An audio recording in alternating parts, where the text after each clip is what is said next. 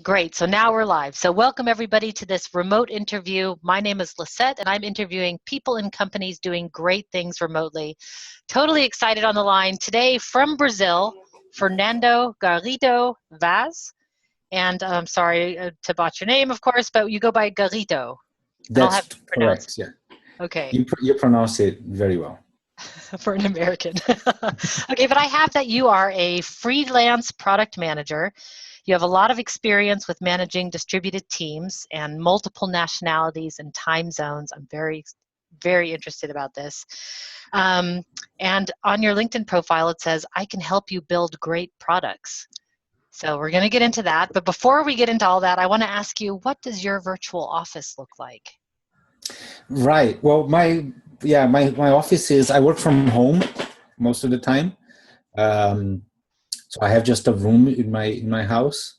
It's very simple, very bare. I mean, there's no real special setup. There's a guitar in the background. That's... There's a guitar. It's one of the benefits of working from home, right? So when you get tired, then you need to de-stress. I can pick up the guitar and play for 5 minutes. But it's other than that, it's really simple. Just a room in my house. I have just my laptop and an external display, and a good chair, though it's a bit noisy, but it's a good chair. And great internet, it seems.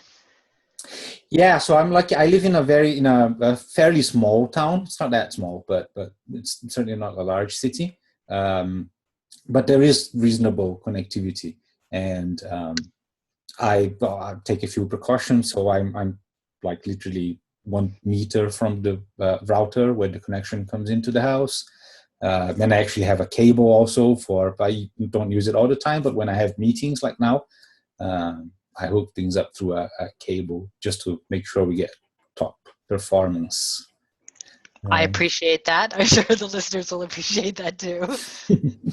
So you say that you're working from home most of the time. Who is it that you're working with? And what is it that you're doing? Well, so mostly I'm working on specifying product features. I do a lot of writing specification documents. I do a lot of mock-ups for product features, and then it can vary really the degree of fidelity that the mock-ups require. So it can go from like simple sketches to high fidelity mock-ups using Axure. So it depends on the environment, I guess, and where we are in the life cycle of a feature. And there's also a lot of talking to people, just figuring out what it is that we want to achieve with a certain feature and where we want to take a certain product. Okay. So usually I'm either writing or I'm drawing something or I'm talking to someone. Okay. And are you working with one team or is it several teams that you're working with? Yeah, so it has varied over the years.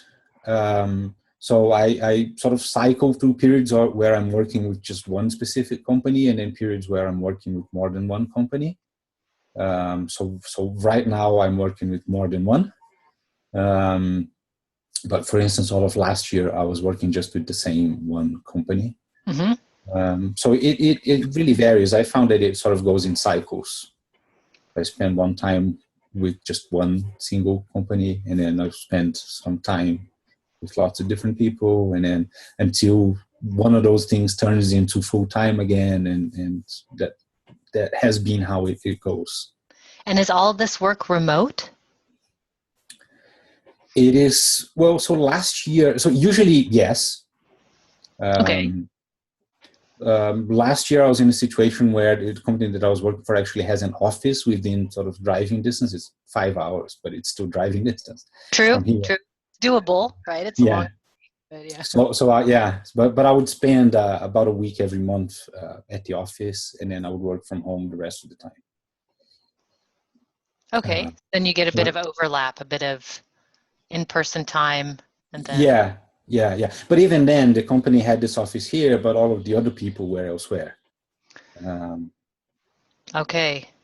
So even though there was this office here, still the company is sort of distributed, and there were other offices elsewhere. So there was still, even when I was there was still a remote component, I guess. But that was really an exception rather than the rule. Usually it's completely remote. Okay.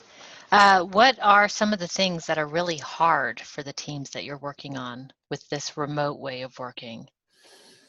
Um, What are you guys struggling with, or what are the teams that you work with? What have you seen them struggle with? mm-hmm. Yeah, so what I've seen is so in the places where remote work works well, there is a lot of care is taken to make sure that everyone, regardless of where you are, especially when in the situation where there is an office and some people are in the office and others are remote, there's always great care taken to make sure that there's no advantage to being in one particular location. So it shouldn't make things easier if you decide to drive up to the office, if you can do that. Right. So for instance, we'd have meetings with when there were two people in an office and one person was remote, but still everyone would go into a conference room and they would turn on the conference microphone, and it was a meeting that people could join remotely. Okay. Yeah. So it didn't mean that you were missing out on anything if you weren't able to make it into the office. Exactly. And then the other thing that helps with that is to try to focus activities and communication, so that most of your communication is done asynchronously. Okay. So you try to rely as little as possible on having meetings where people have to be together at the same time.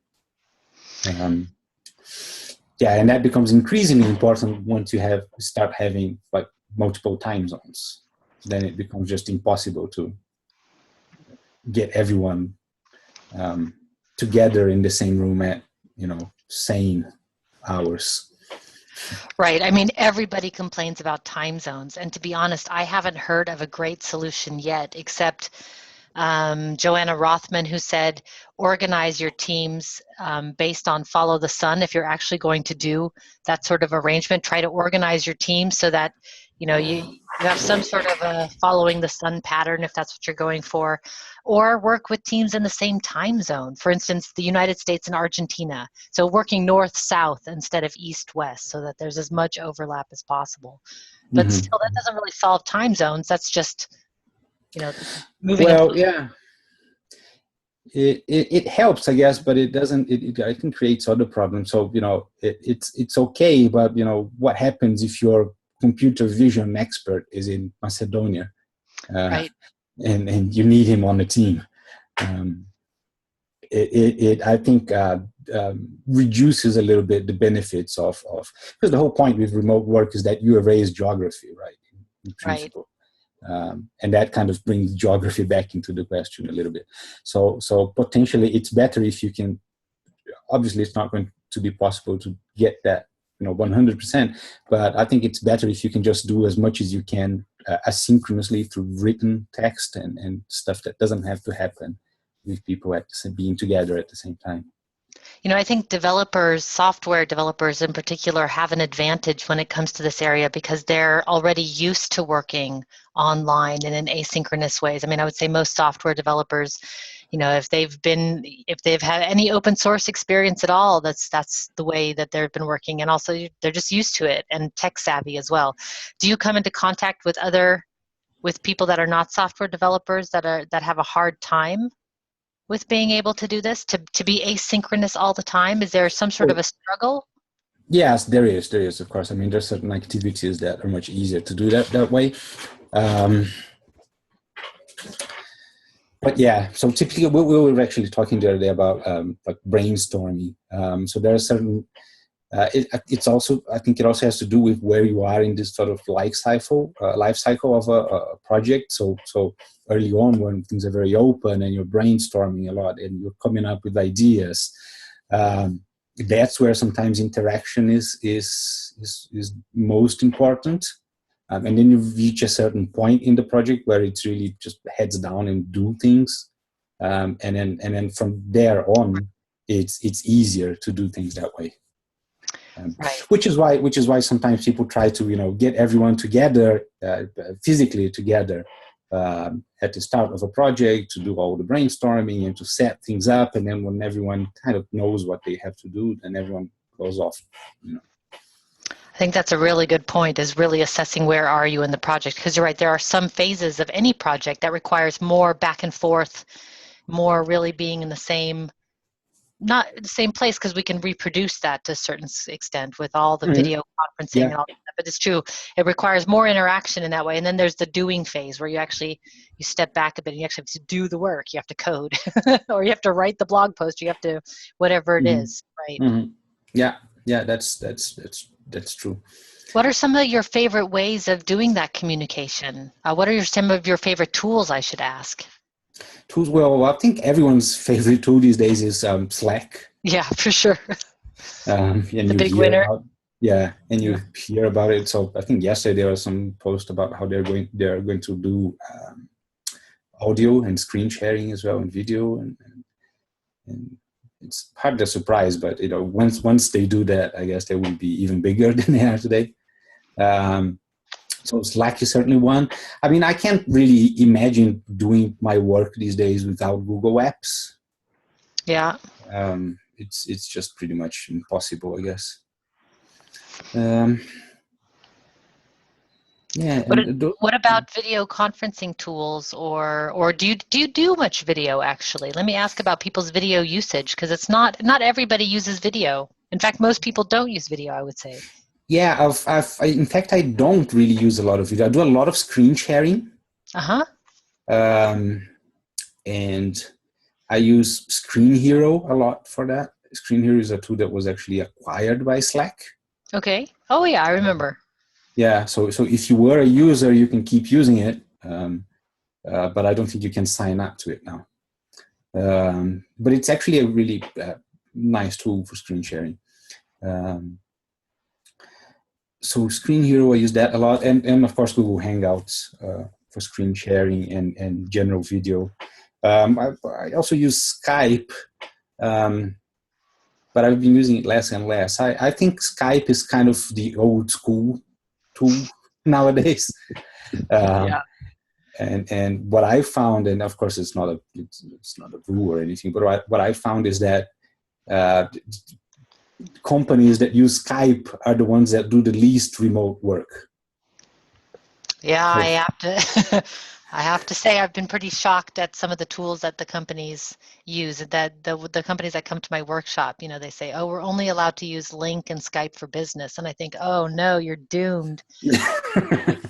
Yeah. I mean, they're painful high bandwidth tools that take a lot of time to set up, and get ready. Whereas now that you have things like Slack, and once Slack integrates video, I think all bets are on Slack, in my opinion. Yeah, and it's kind of not surprising because I mean they bought Screen Hero, which is a screen sharing tool, and it's got great audio as well. So I'm sure it's something that they've been actually working on for some time. Sure, it's a good move. Absolutely. Yeah, I'm sure it's just around the corner. So you said you didn't use a lot of video. Is there a reason why? Yeah, so ever since my first remote job, we didn't do a lot of video. In fact, we did very little video. And at that company, we had a little sort of a project in a way where we just got together to discuss tools and remote culture and that kind of thing. And we actually tried a couple of video tools. There's one called Squiggle. I don't know if you've heard of it. Yeah, so we tried Squiggle. There were some people who were uncomfortable with the always-on video thing. And we had, so that company at the time was like very distributed. It was literally like the sun never sets kind of thing. So our Squiggle rooms were always empty because people weren't around at the same time. So we tried that, but it didn't really take off. And then let me see later. Yeah, there were some people that I did freelance work with. There were some of them that made a lot of, use of video through Hangouts. Currently, I don't use a lot of video, I guess. Sure, I mean, not everybody needs it. So yeah, and it's some people aren't comfortable with it. It's not, not my case, but some people are just shy. I don't know. Yeah, I always find that odd. I mean, I understand. I'm definitely not video shy, of course, after all these years of using video. But I always think, well, people have to go into an office, and then you're there in person. So and what's then the you see people, right? Yeah, you see people. So what's the difference of just turning the video on and letting people see you? Exactly. You're right. Many are very uncomfortable with that. I'm really curious on why you decided to go freelance. I don't see that very often, the freelance product manager. I don't see that very often, but it seems like it really works for you. So yeah, I wasn't a freelancer initially, and I think initially the first time that this happened, it wasn't really a choice. The workload for the company that I was working in just diminished to the point where it just became part-time. So initially it wasn't an option. But I actually enjoyed it, so I was able to sort of fill up my schedule quite quickly, and I actually enjoyed, I think, both the diversity, where you're able to switch from one project to another, and it's challenging because I'm a very curious person, and I tend to like doing a lot of different things, or I'll get bored. So I'm happy to I'll work on one thing for one day or for half a day, and then I'll switch to something else completely different, and that's kind of interesting to me. And another thing that I like is the ability to you're more of you own your time a little bit more, so you can plan and maybe take a little bit of your time to work on some personal project, on something that you want to work towards, and so I liked having that flexibility as well. So I think I like both situations, because I like the flexibility that being a freelancer gives you. But if you have a full-time job and it's a good and challenging job, it's fun. Which is why I said in the beginning that things usually go in cycles for me, right? So I'll do freelance work until it's interesting, and then I can do full-time work until that's interesting. Right. Just having the choice of what you want to work on. And, a lot of remote workers complain about being lonely when working from home. And do you find, I'm not one of those people. I never have that, for instance. So it's kind of, but I hear it a lot. I really enjoy being at home alone, and also with all the video calls I do, I don't ever feel like I'm alone. So that's always I'm with people all day. But how do you combat that? I have 2 dogs.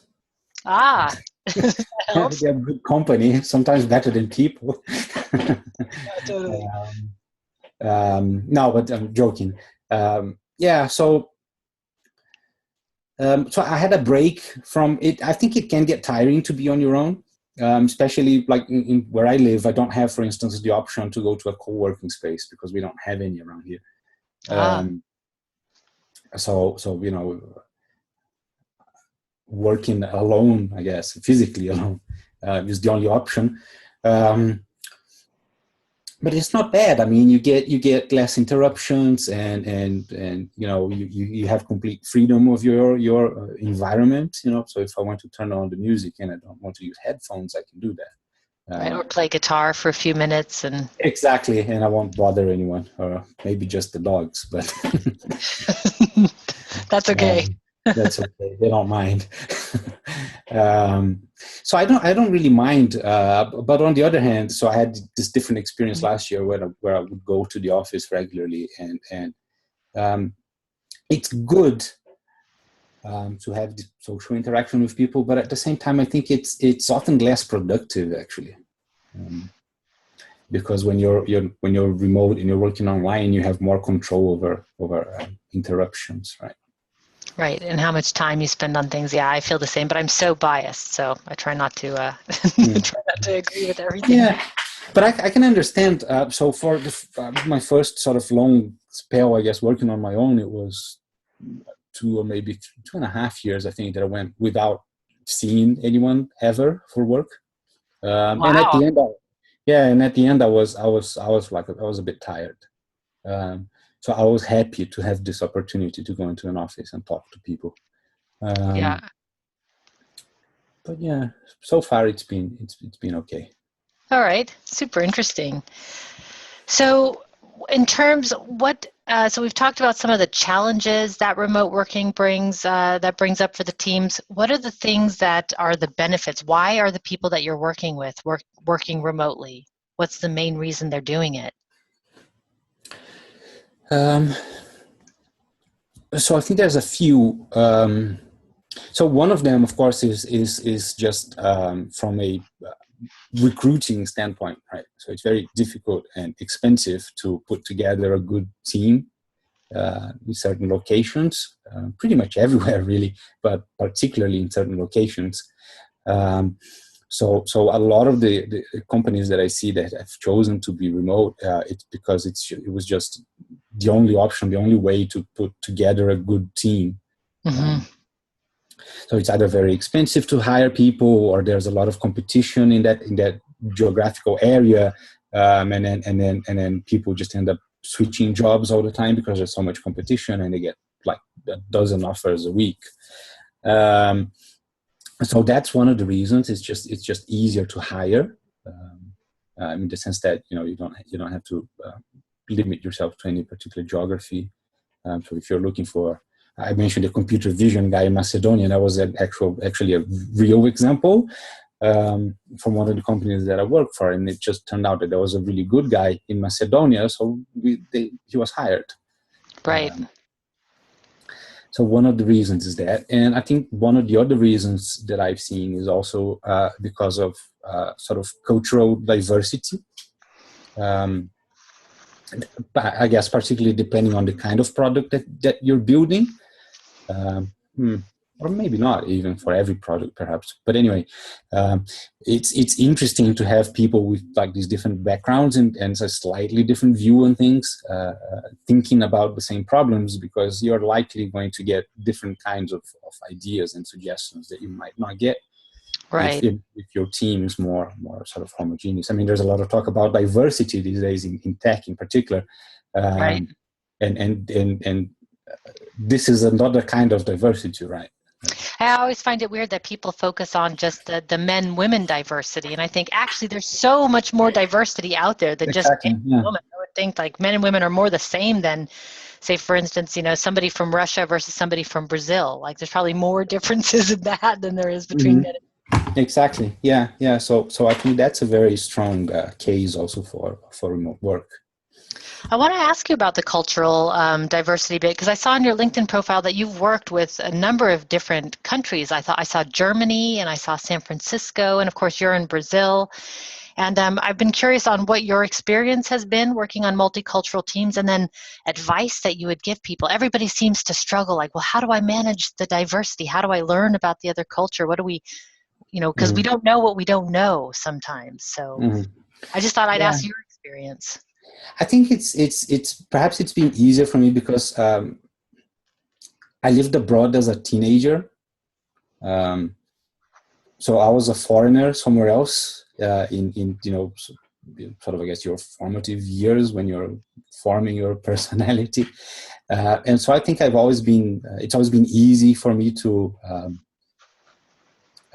have this empathy with other people and seeing people doing things in a different way and not thinking that it's the wrong way to do things. Just because I think that experience does that to you. But yeah, it's interesting because you do notice, obviously each individual has their own traits, but you do see certain patterns in how people in different regions behave, and in particular, I guess, communicate about things. Right. But it's really just about you have to be aware that exists. And you have to train yourself to be slower to react, I guess. Oh, that's nice. Yeah.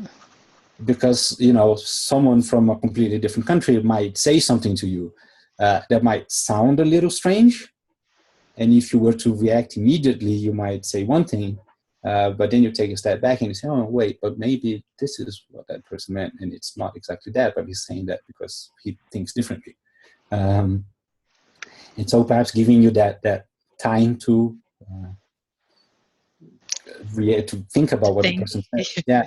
And that's actually easier to do, because a lot of the time this happens asynchronously, right? So it's usually written communication that you get, and then you can think about things before you respond.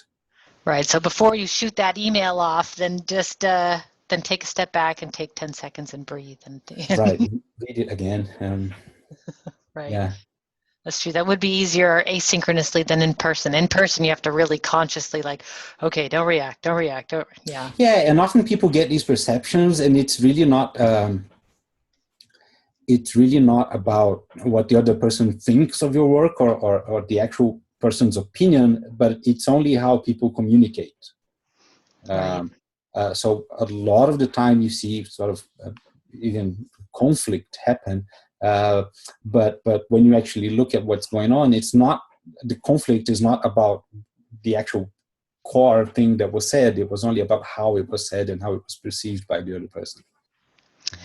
So I totally agreed. It's really cultures. So I mean, there's examples, right? So Brazilians and Latins in general are very, expensive, and we talk a lot and we talk loud.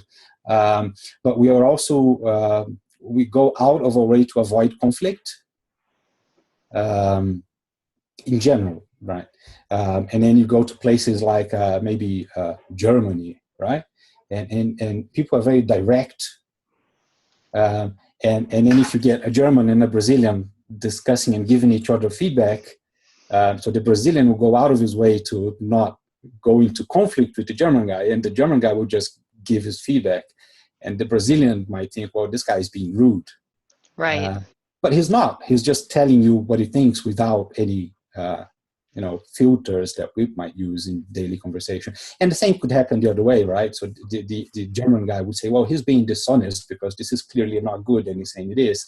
And maybe the Brazilian guy is just trying to not offend him. Right. So there's all sorts of variations that can happen, and it's usually not about the idea. It's usually about how people are communicating about it. Right. So the trick sounds like, don't take things personally, but recognize that there's something's being lost in the translation. It's not a personal thing generally. Yeah, that would make sense. So it sounds like you're pretty pro-remote, and the companies that you work with are somewhat open to being remote. And so I'm just curious, do you need to ever convince people that you can do this work remotely, or is it tough to convince people that it can be done? Yeah, I've had to in the past, and here it's important to say, I guess, sometimes it doesn't work. Right. Good point. So we all advocate for remote work, but it has to be something that's done very, very consciously, right? So it likely won't work if you have a fully collocated team and someone says, oh, maybe let's just bring in the remote guy to do this one thing. And then you just get dropped into the middle of a team that's sitting in the same room, and they don't really want to do that. Yeah, I gave a workshop to a team like that. It was a disaster. Yeah, so I've been in that situation before where it didn't work. So I think that's also important, and maybe you get that from experience. But sometimes you can look at a team and you say, well, it's not going to work. Right. And why do you think, is it the team just doesn't want it to work? Why do you think it doesn't work? Yeah, so the way teams work in person when everyone's collocated, it is different from how a remote team works. And people have to really want to do it and understand why they're doing it.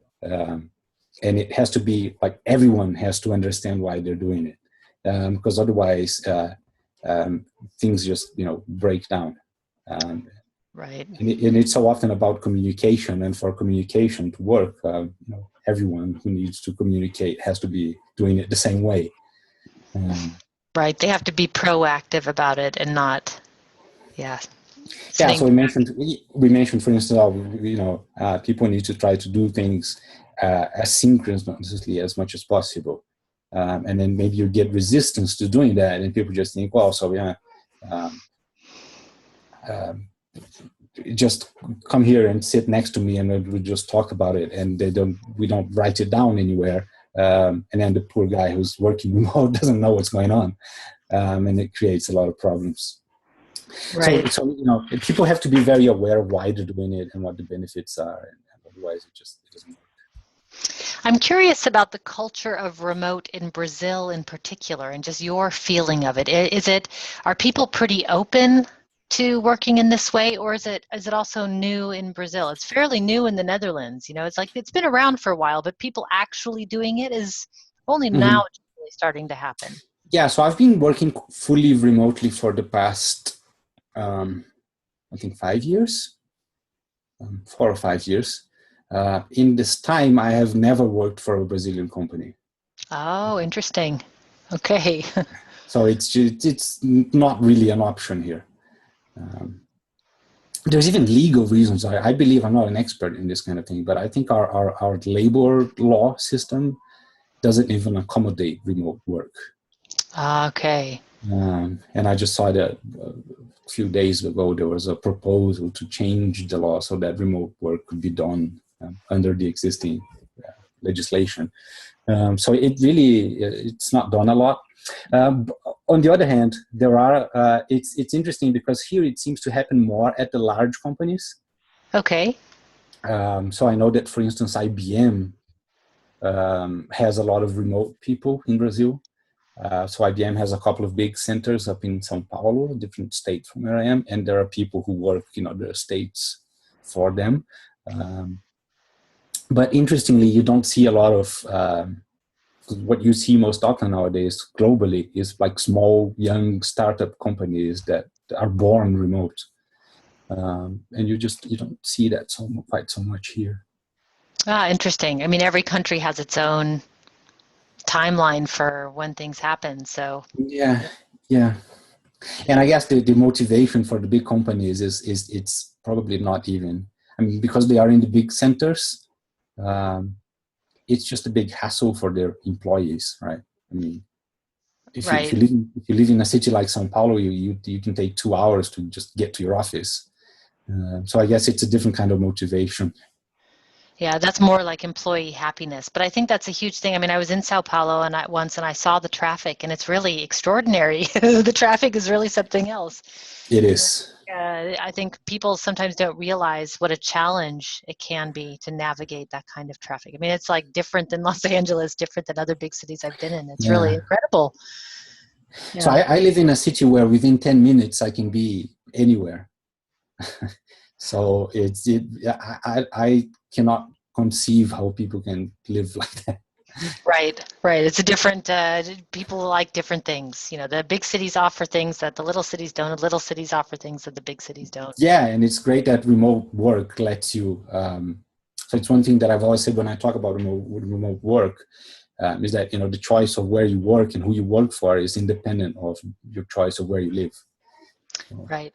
You can be a remote worker and live in São Paulo if you like, or you can live here where I live. Right. Right. And I think actually that is the beauty of remote work, is not just that you're working remotely, but that people have the choice of where to go. Like you could go to the office and be with people when you need to be, and you can work from home when you need to work from home, and you can work from a cafe when that's where you're going to be most productive. And that to me is the beauty of that choice. Mm-hmm. Mm-hmm. Is the choice. So certainly, yeah. And there's also the thing about time, right? Because I remember clearly there's the famous talk by Jason Fried about where you do your work or something like that. Why work doesn't happen at work, I think. Yeah, that's the one. Yeah. And he says that when he asks people about where they where they are most productive, it's often people answer with a time, and it's not a place, right? So Right. it's before everyone wakes up at home, or it's After after the kid. everyone has left the office. And so since remote work, it usually comes in the package, the freedom of time also. I think that's also a great benefit. So, I have 2 kids. So, sometimes I have to take them to school, pick them up from school, and having the flexibility to, work around that is really great. Yeah, I can imagine. I think for parents especially, it's a huge benefit. Kids are totally unpredictable. Anything could They happen. are, yeah. I'm only having this interview here because they're not at home. I've heard this before. So I have 2 more questions. We're nearing the end of the time. The last one's super easy, but the next to last one, which was, what advice would you give for let's say, what advice would you give for a freelancer who's just starting out on their remote journey? What do you wish you knew when you first started?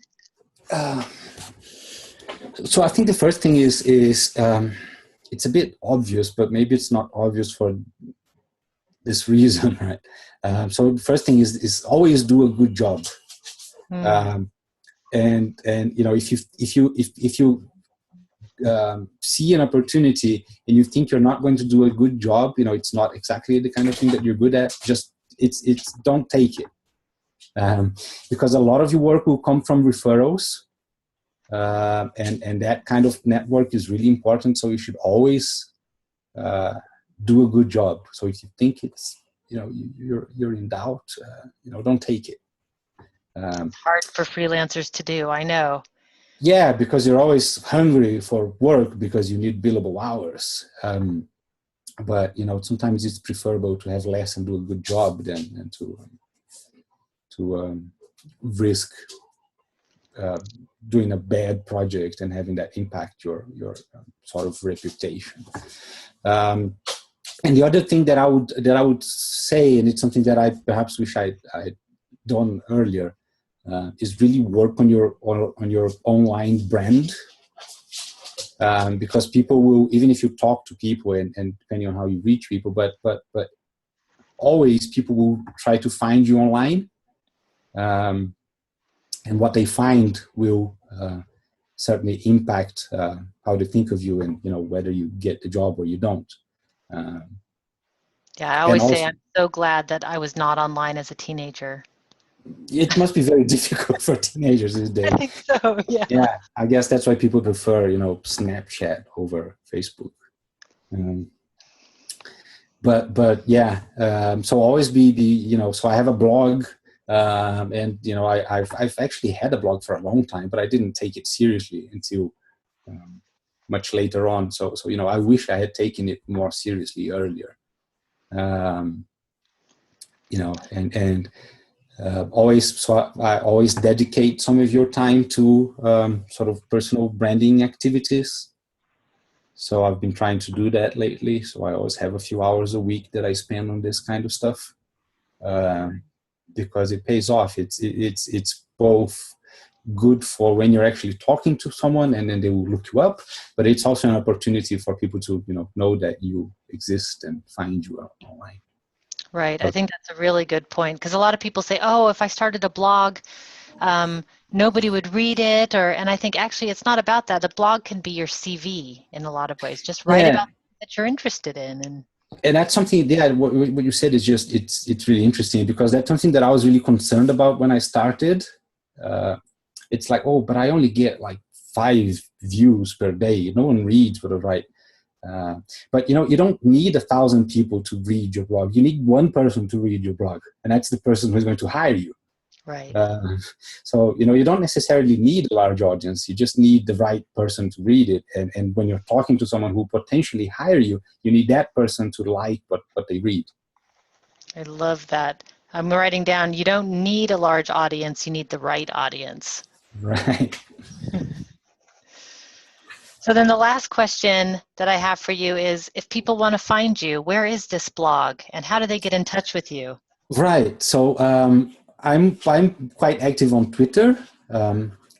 at Garrido. It's just Garrido. And I also have my blog, which you can reach at. It's terrible, I know, for non-English speakers. It's a personal branding error. That's it. I'll put it in the show notes so everybody will just click on the link. So it's garridovaz.com. Oh, that's not so bad. Yeah, GARRIDOVAZ.com. Great, perfect. So I hope that people contact you and check out your blog and look things up about you. One last question. Sorry, I can't leave without asking. On your, and this probably is not what I'm thinking it is, but on your LinkedIn profile, it says one of your interests says dog agility. And I wondered what dog agility was. So you know those circuits, obstacle courses? Yeah. Where there are jumps and ladders and tables and you know, the slalom thing. So that's what this was called, dog agility. I used to practice that a lot more in the past with my first dog.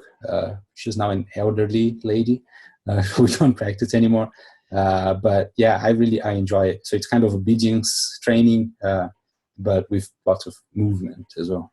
So, but it's for dogs. It's an obstacle course for dogs. It's an obstacle course for dogs, yeah. Oh, I've never heard of it before. And I thought, is this maybe a new type of agile? Like there's scrum and no.